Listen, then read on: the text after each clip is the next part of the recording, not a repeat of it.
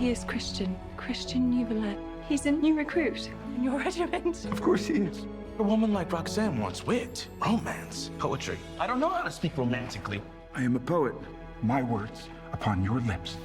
I will make you romantic. Will you make me handsome? Music's such a huge part of your background and upbringing. So kind of what did it mean to get to tell the story in this way and be able to utilize those talents? It was exciting. It was intimidating at first, mostly because I was like, can I actually sustain a performance through a musical? And Joe was like saying, you're gonna be dancing and fencing and like acting in an accent with Peter. And I was like, this is like it's a bit overwhelming. I was like, I've been literally living in my apartment for about 6 months. So I don't really know if I can just jump into all of this. But it was fun. It was fun. Loved that anything could be like romantic and poetic, from baking to the guards to, that he would just have this way of being able to turn it into part of the story.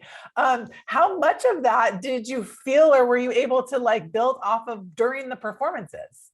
Once you start to see the sets and you're in the costumes, which are absolutely stunning, and you are, you're looking at, Haley Bennett and her beautiful essence as Roxanne, and Peter's rough and kind of just really grounded Cyrano, you disappear, and the beautiful town of Noto that we shot in Sicily was like our playground. Everywhere we went, you could smell the bakery.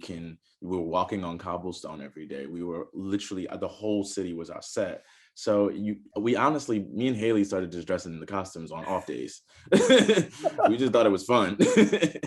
Not only the idea of like, am I good enough? Can me at my core be, available, which we see from Cyrano's character and from your character in the sense that, he needs aid in order to win her over. But then the idea of the like moral obligation, is it okay to just, use each other in that sense or not? Maybe talk a little bit about those themes at play. I definitely think that, a lot of us suffer with insecurities and a bit of an imposter syndrome, thinking that we're not enough and that we don't have the tools to attract the people that are meant for us. And I think it was interesting about the moral element to it. I kind of related back to, dating apps now. A lot of us are on them.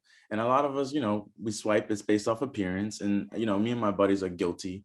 And, back in 2019, we would switch phones and we would text the other person's date. And then we would go on the dates and we would kind of be like, how was it? It was like, well, I should have been on the date with the person I was talking to.